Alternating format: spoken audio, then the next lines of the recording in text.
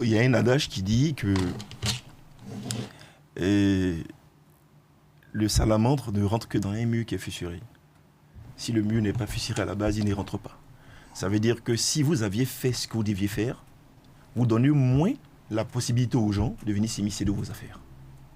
C'est parce que, à mon avis, à un moment donné, il faut le dire, nos États n'ont pas forcément fait ce qu'il fallait faire pour que ces programmes, vous parlez des programmes d'ajustement structurel certainement, vous parlez des restructurations des sociétés d'État et autres, c'est parce qu'à un moment donné, on n'a pas fait ce qu'il fallait faire, que ces structures sont venues nous dire, vous devez faire ci, vous devez faire ça. Je vous fais une confidence.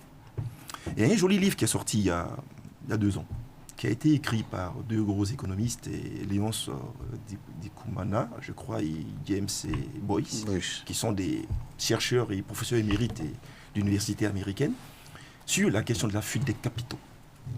La fuite des capitaux dans nos pays. En Côte d'Ivoire, ils ont fait une étude sur 40 ans, de 1978 à 2018, 40 ans.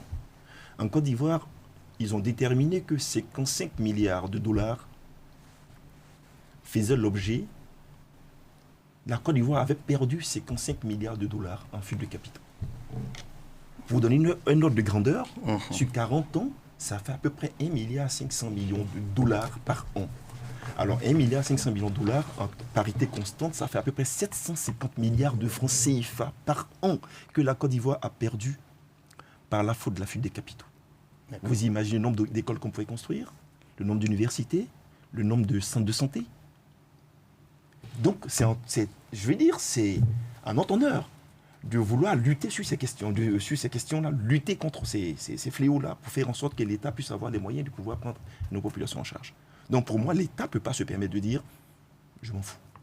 Il ne peut pas se permettre de dire ça.